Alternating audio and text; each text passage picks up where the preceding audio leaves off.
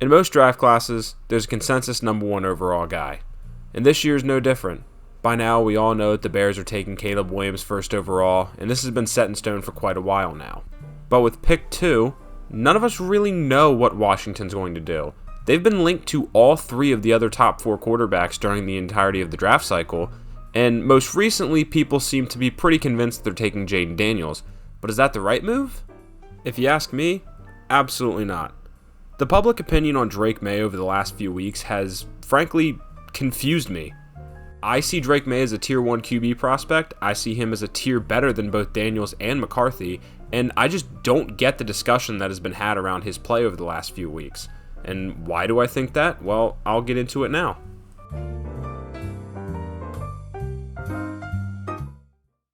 Okay, so the first play that I want to talk about here for Drake Maye shows off both his arm and his timing. What we're going to get here from North Carolina is going to be quads to the field, which means there's 1, 2, 3, 4 eligible receivers to the wide side of the field side.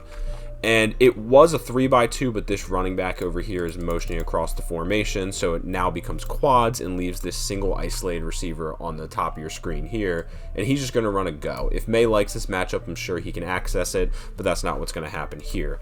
The concept here on the bottom of your screen, the field side of the play, is going to be this running back just running a swing route as his check down. The other running back is going to step up and pass block. This is not going to be off play action, which is important to remember. And these 2 receivers down here are going to run what's called a Mills concept. The number 2 is going to run a dig route, and the number 1 is going to run a big post behind him. Now, this is very good to run against a cover 3 defense, which is what the defense is in here, because this post defender is the main read on this play. If he drops back, like I just outlined, Maye should be thinking about this dig route coming across the middle of the field. Now, if this safety, for whatever reason, bites on that dig route, that opens up the big post down the field from the number 1. Now, there's only one issue with this play design. There's nothing to occupy these 2 hook defenders in their cover 3 defense, because there's no play action to pull either of them forward, and this swing route by the other running back is not going to concern this frontside hook defender because they have a man already occupying the curl to flat area. So, what Drake Maye has to deal with is a dig route that is the correct read, because this safety falls back into the post as his job outlines, with a very, very small dig window to throw into. How does he manage that? Well, I'll show you. So pre-snap, Maye knows he's not taking that one-on-one up top. He just glances at it after the snap of the ball and goes right back to the middle of the field. He's focusing on that post safety. He notices that he bails, which means he's throwing the dig route. However, he's not looking at the dig route anymore. He's looking at this weak side hook defender because he needs to hold him in place to open up this dig window. And what does he do? He keeps his eyes on him till the last moment and then fires this dig route right when the receiver breaks, showcasing his timing and his arm strength to fit the ball in such a tight window for an explosive gain. This angle should give you an even better look at it. Watch number 15. Maye is looking at him right now to keep him out of that window before immediately flipping his eyes and throwing the dig. A lot of the best NFL offenses today really stress throwing the ball to the middle of the field, and it's a very important trait for a quarterback to possess. Specifically, coaches want their guys targeting that intermediate area of the field. So it's important to note that when we look at percentage of total pass attempts that came between the hashes at 10 to 20 yards of depth, Drake Maye was at 6.8% in 2023. This percentage being higher than Caleb Williams at 3% and Jaden Daniels at 5.2%, but a bit lower than J.J. McCarthy at 7.92%, but McCarthy was running a completely different offense than the other 3, to say the least. And while volume and efficiency are 2 different things, Drake Maye was very efficient from this area of the field too, averaging over 12.5 yards per attempt and putting up a passer rating of 128.7.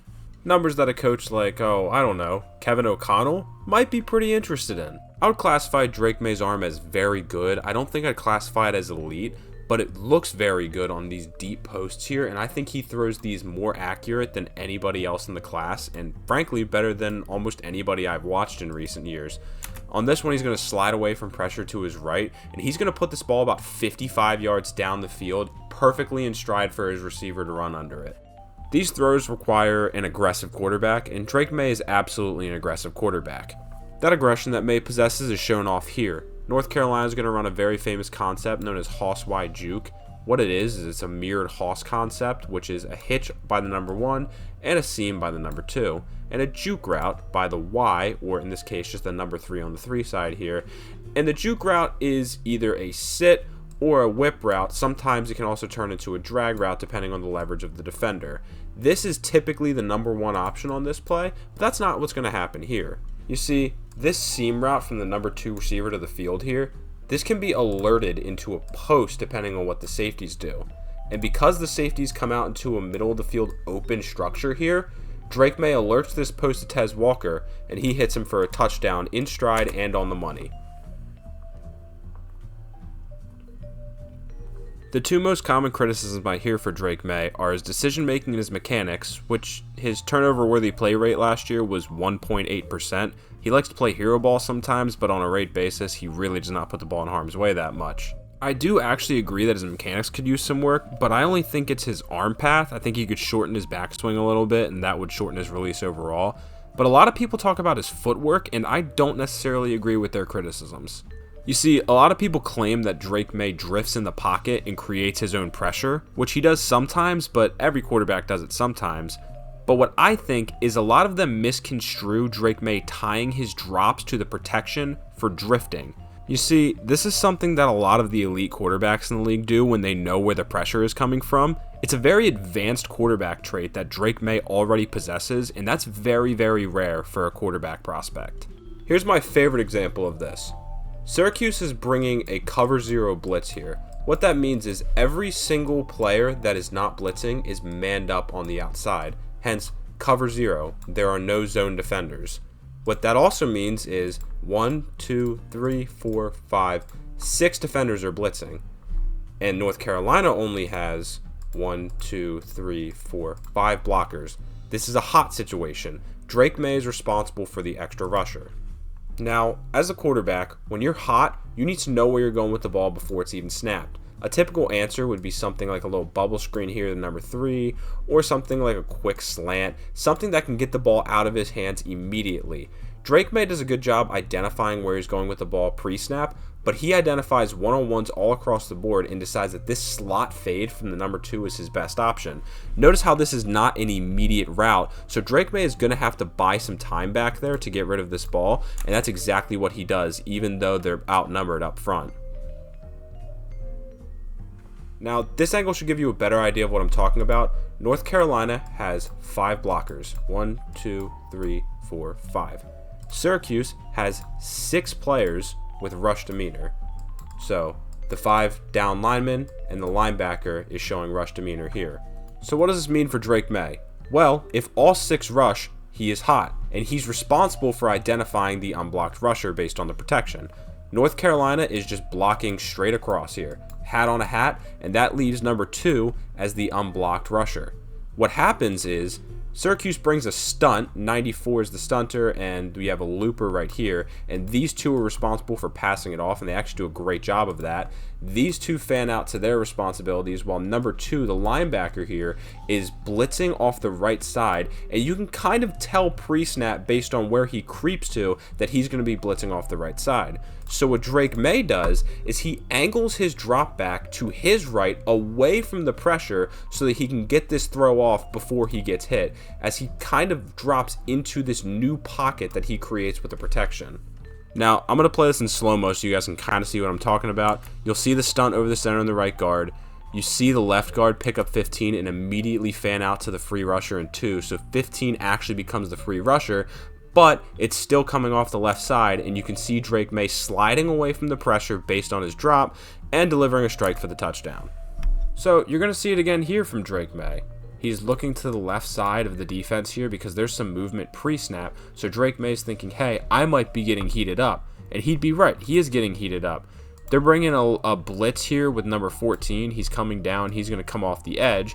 And this linebacker right here, his responsibility is the running back. And because the running back stays in the pass protect, he waits and then he comes too, which means there is 4 pass rushers on one side of the line. And because this linebacker drops off into coverage, there's only 2 on this side. And Drake Maye recognizes this pre-snap, So he knows the left side of his line is going to collapse. So instead of taking the traditional 3-step drop into the middle of the pocket, because he knows that's not going to be the pocket, he knows that, like I said, the left side of the line is going to cave in. So he's going to take a couple steps and then drift, quote unquote, to his right, where the pocket is actually going to form, so he can get a pass off cleanly. Now, if we roll this, you can see it happen. Drake Maye drops, and because that pressure's coming, he drifts to his right, and look, he is right in the center of what the pocket actually is. He's kept clean, so he can step up and he can deliver this ball down the middle, and it is a beauty for a touchdown. So you can obviously conclude that I don't agree with the notion that Drake Maye's draft stock should be falling right now. And you'd be right. If I were running an NFL team, I'd happily take him top 3. And if I were running Washington, I would happily take him 2nd overall. I also wouldn't have hired Cliff Kingsbury to be my offensive coordinator, but that's a discussion for another day. As for Drake Maye, I understand the flaws, but I think he's got everything you need to be a star quarterback at the next level. Till next time.